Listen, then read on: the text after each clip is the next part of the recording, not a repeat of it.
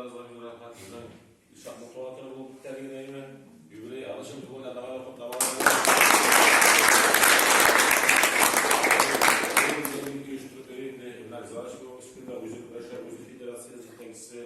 başka trenerlerle bir yaşlıklık projelerini kıraşıda yarışlar olsa da kurup bir şey girip ve yaşlıklık çalışmalarında kırıltıran sanırında kurum ismi.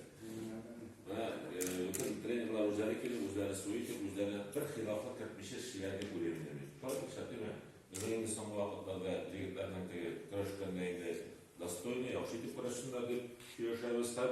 Достойно yaşlıklık kıraşları için yalnız Suriyalarında dürüst bir suyu var.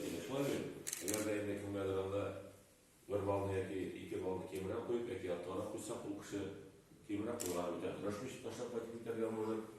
Peki uğrak koyularından başlarına ziyaret edip bu bir tane şeyde patlayıtlar yanılır. No bizim bu liglerimiz достойны, молодцы. Sizin bazıları tavır takıp huzur bırakmak. Sizin gururlanarız. Allah'a şükür. Girişekler şu an devam eder.